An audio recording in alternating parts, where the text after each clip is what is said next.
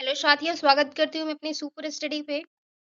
और आज मैं एक इम्पॉर्टेंट चीज़ पढ़ाने वाली हूँ जो बार बार एग्जाम में आप देखे होंगे तो कन्फ्यूज़न भी बहुत होता है।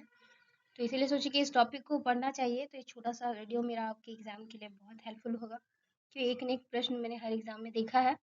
तो चलिए हम इसे पढ़ते हैं। क्या है इसका ये कि भारत में जो है प्राकृतिक वनस्पति का वितरण। तो देखते हैं कैसे भारत में प्राकृतिक वनस्पति का वितरण हुआ है।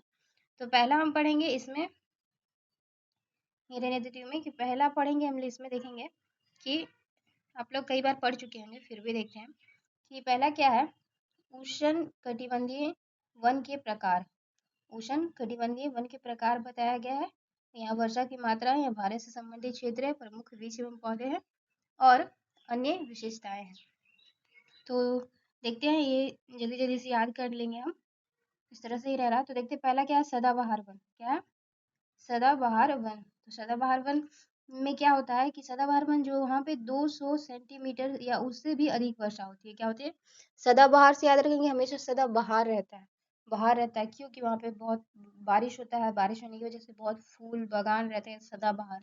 और ये है कहाँ भारत में? देखिए पश्चिमी घाट के पश्चिमी ढाल और उत्तर पूर्व की पहाड़ियाँ अंडमान व निकोबार द्वीप समूह में है। तो आप याद रखेंगे कि आपको सदाबहार कब महसूस होगा। माफ़ी चाहूँगी, थोड़ा है ज़रा।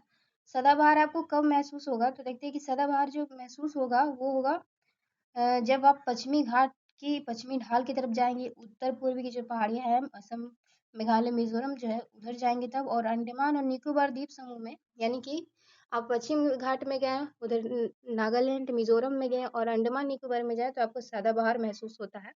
तो इसी से याद रखेंगे सदाबहार कहाँ है। तो सदाबहार जो है वो पश्चिमी घाट के पश्चिमी ढाल में है, उत्तर पूर्वी पहाड़ियों में है, अंडमान निकोबार द्वीप समूह में है। इतना याद रख लेंगे। 200 सेंटीमीटर से अधिक वर्षा होती है, इसकी विशेषता ये है। और आगे हम देखते हैं विशेषता में कि इसमें क्या कौन कौन से वृक्ष प्राप्त होते हैं, ये बेहद इंपॉर्टेंट होते हैं, इससे ही क्वेश्चन रहता है। तो देखते हैं कि रोजवुड, महोगनी, आबू आबनूस, रबड़, सिंकोना, ताड़, बांस, नारियल। तो कैसे याद रखेंगे कि जो हम लोग पश्चिमी घाट घूमने गए थे या अंडमान निकोबार द्वीप समूह या उत्तरी पूर्वी, ये सब जगह भी हम घूमने गए। तो जब घूमने गए तो हम लोग को ऐसा लगता था कि हम लोग यहाँ रोज आते हैं। क्या होते हैं? रोज आते तो हम लोग को गुड फील होता है। तो ऐसे रोज हुड याद रख लेंगे, ठीक है। महोगनी, वहाँ गए तो एकदम पूरा महोगनी हो गया, पूरा मन अच्छा लगने लगा, फूल बागान देख कर सदा बहार बहार फील हो, ठीक है। इसे याद रखेंगे। आबनूस, आबनूस अपने में इतना अच्छा लगने लगा, आबनूस याद रखेंगे। रबड़, रबड़, सिंकोना, ताड़, बांस और नारियल हम लोगों ने देखा। कहाँ देखा? तो जब हम पश्चिमी ढलान में गए, उत्तर पूर्वी पहाड़ियों में, अंडमान निको द्वीप समूह में गए तो रोजवुड देखें। ये सब क्यों अच्छा लग रहा है? देखिए क्योंकि सदाबहार है। क्यों है? तो पूछा जाता है कि ये सब एग्जाम्पल दिया रहता है कि रोजवुड, मोहोगनी, आबनूस, रबड़, सिनकोना, ताड़, बांस, नारियल कौन से मतलब वनस्पति है और कहाँ पाए जाते हैं। तो वनस्पति कौन सा है? ये सदाबहार है। क्या है? सदाबहार है। जब हम पश्चिमी ढलान में घूमने गए, अंडमान निकोबार में घूमने गए, तो हम लोग यहाँ पे सोचे कि रोज आते हैं यहाँ पे। महोगनी पूरा मन में अच्छा लगने लगा। फिर आबनूस, फिर हम लोगों ने क्या क्या देखा, सिनकोना देखा, रबड़ देखा, बड़े बड़े नारियल के पेड़, बांस देखे, ताड़ देखे। तो ये सब याद रख लेंगे, ये सब देखने से सदाबहार हम लोग को महसूस हुआ, तो इसीलिए सदाबहार कर लेंगे, ठीक। सदाबहार में ये सब आते हैं, याद रख। रोजवुड, महोगनी, आबनूस, रबड़, सिनकोना, नारियल, बांस, ताड़, ये सब याद रख लेंगे। इनकी और अन्य विशेषताएं भी हैं, देख लेते हैं कि औसतन जो वार्षिक तापमान है वो 22 सेंटीग्रेड से अधिक रहता है। ये वन सघन और कई परतों वाले हैं। क्या है? सघन है, कई परतों वाले हैं। यहाँ जो पत्ते झड़ने, फूल आने व फल झक गया है क्या? यहाँ पे क्या बोलते हैं? पत्ते झड़ते हैं, फूल लगते हैं, फल लगने का समय अलग अलग होता है, इसकी विशेषता थी। चलते हैं, ज्यादा वीडियो बड़ा ना हो। अब अर्ध, वहां पे तो खूब बाहर था, सदाबहार था। अर्ध अर्ध सदाबहार यानी कि हल्का सा आधा हो गया हमारा सदाबहार। तो देखते हैं यहाँ पे क्या है कि यहाँ जो है 200 से जो है 250 सेंटीमीटर वर्षा होती है। वहाँ 200 से अधिक थी, यहाँ 200 से 250 सेंटीमीटर की हुई। ये देखते हैं कि सदाबहार वनों की क्षेत्र की अपेक्षा कम वर्षा होती है। कहने का मतलब ये है कि जो हम लोग ये देखे थे सदाबहार, ये जो सदा सॉरी ये जो सदाबहार हम लोग देखे हैं, सदाबहार की तुलना में जो है इसमें कम कम जो है वर्षा होती है। और इसमें क्या क्या पाया जाता है? अर्ध सदाबहार में साइडर पाया जाता है, होलक पाया जाता है और केल पाया जाता है। याद रख लेंगे। केल, केल याद रखेंगे। होलक और साइडर। देखते हैं सदाबहार और आर्द्र पर्णपाती वनों को के मिश्रित रूप हैं। सदा, ये जो अर्ध सदाबहार है वो सदाबहार और अर्ध पर्णपाती वनों के मिश्रित रूप है, इसका याद रख लेंगे।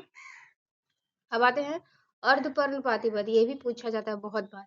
इसका वर्षा याद रख लेंगे कि 100 से 200 सेंटीमीटर के बीच में रहता है अर्ध पर्णपाती वन। ये कहाँ कहाँ होता है तो उत्तर पूर्वी के राज्यों, हिमालय के गिरिपद, पश्चिमी घाट के पूर्वी ढलान व उड़ीसा में होता है।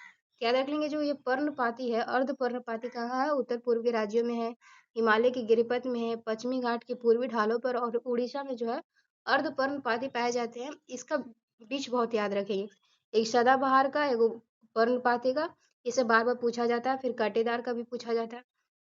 तो देखिए इसको हम लोग जरूर याद रखेंगे कि जो अर्ध पर्णपाती है उसमें क्या क्या है, क्या क्या है अर्ध पर्णपाती में, तो सागौन है, क्या है, सागौन है, साल है, शीशम है, आम है, हल्दू है, महुआ है, आंवला है, सेमल है, कुसुम है, चंदन है। ये सब क्या है, अर्ध पर्णपाती वन है। तो याद रख लेंगे कि अर्ध पर्णपाती में कौन कौन आते हैं, जो आप इधर देख सकते हैं। आप सागौन को भी देखे होंगे, साल को भी देखे होंगे, शीशम भी देखे होंगे, आम तो बिल्कुल देखे होंगे, हल्दी महुआ का भी पेड़ देखे होंगे, आंवला का भी पेड़, सेमल भी देखे होंगे, कुसुम चंदन नहीं देखे होंगे। और याद रखेंगे जो ये चंदन है, कुसुम है, सेमल है, अमल है, महुआ है, शीशम है, आम है, शाल है, शोगन है, ये सब क्या है, अर्ध पर्णपाती। अर्ध पर्णपाती वो रहेंगे जिसको आप सच में देख सकते हैं। यहाँ पे क्या था, जैसे कि हम लोग सदाबहार में देखे थे कि जो ये सदाबहार में क्या था, रोजवुड, महोगनी, सब कभी हम लोग देखे हैं, नहीं देखे। आबनूस भी नहीं, सिनकोना भी नहीं, नारियल देखे, बांस देखे, ताड़ नहीं देखे। तो ये सब आएगा तो आप याद रख लेंगे कि सदाबहार में जो हम लोग अक्सर नहीं देख पाते वो होते हैं। ज्यादातर ये पूछा जाता है रोजवुड और महोगनी, आबनूस, ये सब पूछा जाता है। तो ये सब सदाबहार में रहता है, याद रख लेंगे। और इसमें पूछा जाता है साल, शीशम, सागौन, महुआ, सेमल पूछा जाता है। तो याद रखेंगे आप कौन सा है, अर्धपर्णपाती है। साथ ही कुसुम और चंदन याद रख लेंगे कि ये अर्धपर्णपाती है। देखते हैं क्या विशेषता है इसकी, कि भारत में यह काफी विस्तृत क्षेत्र में फैला हुआ। जो ये अर्धपर्णपाती है ना, काफी विस्तृत क्षेत्र में फैला हुआ। यह वसंत ऋतु एवं ग्रीष्म ऋतु के प्रारंभ ही से कुछ महीनों के लिए यह पत्तियां गिरा देती है। कहने का मतलब है कि वसंत ऋतु और ग्रीष्म ऋतु का जब प्रारंभ होता है, यानी कि जब फरवरी और मार्च का टाइम रहता है, तो ये अपनी पत्तियां गिरा देती है। इसकी एक विशेषता है। आगे बढ़ते हैं, ये बेहद इंपॉर्टेंट पूछा जाता है। अब शुष्क पर्णपाती जिसमें जो है 70 से 100 सेंटीमीटर ही वर्षा होती है, ये प्रदीप में अधिक वर्षा वाले तथा उत्तर प्रदेश और बिहार के मैदानी में भी पाया जाता है। याद रख लेंगे कि शुष्क जो पर्णपाती है, शुष्क पर्णपाती, ये कहाँ पाया जाता है, तो प्रायद्वीप में अधिक पाया जाता है। अधिक वर्षा वाले भागों और उत्तर प्रदेश और बिहार का जो मैदानी भाग है उसमें शुष्क पर्णपाती पाया जाता है। इसमें क्या क्या मिलता है, तेंदू, पलाश, अमलतास, बेल, खेर, अकलवुड। तो याद रख लेंगे जो शुष्क पर्णपाती है वो तेंदू का पत्ता देखते हैं कितना तुरंत सूख जाता है। बेल का भी पत्ता देखे होंगे। पलाश जो है वो भी शुष्क पर्णपाती है। अमलतास, खेर और अकलवुड जो है क्या है, शुष्क पर्णपाती। याद रख लेंगे तेंदू, पलाश, अमलतास, बेल, खेर और अकलवुड जो है क्या है, शुष्क पर्णपाती है। इसकी विशेषता देखेंगे कि शुष्क ऋतु में प्रारंभ होते ही इनकी जो पत्तियां हैं वो झड़ जाती है। जैसे ही शुष्क ऋतु आती है पत्तियां झड़ जाती हैं तथा घास के मैदान में नग्न पेड़ खड़े रह जाते हैं। याद रखें, घास के मैदान में जो नग्न पेड़ खड़े रह जाते हैं, कौन, तो शुष्क पर्णपाती। कहाँ है, तो उत्तर प्रदेश और बिहार के मैदानी भागों में पाया जाता है। तेंदुआ, पलाश, अमलतास, बैल, खेर और अक्सलवुड पाया जाता है। और देख लेते हैं कि कांटेदार, देखेंगे कि कांटेदार वन जिसमें 70 सेंटीमीटर से, ये पूछा हुआ क्वेश्चन है कि कांटेदार वन जो है कहाँ पाया जाता है, मतलब उसकी वर्षा का मात्रा क्या था, तो वो 70 सेंटीमीटर से भी कम होता है। और देखेंगे तो ये पंजाब, हरियाणा, राजस्थान, गुजरात, मध्य प्रदेश, उत्तर प्रदेश के अर्ध शुष्क क्षेत्र में पाया जाता है। कटीदार इसीलिए हो गया है क्योंकि ये आपको बताओ कि राजस्थान में बिल्कुल पानी नहीं होता है, ये सब कम पानी वाला जगह अर्ध शुष्क क्षेत्र है। मध्य प्रदेश, उत्तर प्रदेश, राजस्थान, गुजरात, दक्षिण पश्चिम बंगाल, इसलिए इसे यहाँ कटेदार वन मिलते हैं और 70 सेंटीमीटर से भी वहाँ कम वर्षा होती है। कटेदार वन तो बिल्कुल याद रखना आसान होगा। बबूल आप देख रहे होंगे, बेर में भी कांटा रहता है, खजूर भी कांटा जैसा लगता है, नीम देखें, नीम में तो कांटा नहीं रहता, पर याद रखेंगे नीम जो है वो कांटेदार वन का एक उदाहरण है। खेजड़ी, कीकर, कीरल, रीढ़ा, रोहिड़ा, ये सब याद रखेंगे। बेहद इंपॉर्टेंट, यही सब पूछा जाता है। बबूल, बैर, खजूर, नीम, खेजड़ी ये सब पूछा जाता है। तो याद रख लें क्या है ये? कांटेदार वन है। इन वनों में विशेषता देखते हैं, इन वनों में पौधे लगभग पूरे वर्ष पर्णहित रहते हैं और झाड़ियाँ जैसे लगते हैं। कहने का मतलब ये है कि इनका पत्ता नहीं रहता है, हमेशा झाड़ी जैसा लगते हैं क्योंकि ये कांटेदार वन होते हैं। और भी देखते हैं, सावना वन जो पूछा जाता है तो उसका वर्षा याद रखेंगे कि 50 से 100 सेंटीमीटर है, और उत्तर पश्चिमी भारत के शुष्क क्षेत्रों में, उत्तर पश्चिमी यानी कि राजस्थान पंजाब वाले क्षेत्रों में ये सावाना जो वन है पाया जाता है, सावाना। और ये लंबी घास के लिए फेमस है, सवाना पूछा जाता है तो सवाना याद रखेंगे, लंबी घास के लिए फेमस है। यहाँ जो है कटीले वनों की ही निम्नलिखित रूप है, यहाँ भी कटीले वन ही मिलते हैं, तो याद रख लेंगे। और देखते हैं मरुस्थलीय वन, लास्ट देख लेंगे कि यहाँ जो है 40 सेंटीमीटर से भी कम वर्षा होती है। तो याद रख लेंगे कि जो मरुस्थलीय वन है वो 40 सेंटीमीटर से भी कम वर्षा होती है, राजस्थान गुजरात के बलुई क्षेत्रों में मिलता है, शुष्क बलुई क्षेत्रों में मिलता है, राजस्थान गुजरात आदि के शुष्क बलुई क्षेत्र में मिलता है। ये तो बिल्कुल मरुस्थलीय से राजस्थान याद रह जाता है। यहाँ कैक्टस यानी कि नागफेनी और एकेसिया जैसे पौधे मिलते हैं।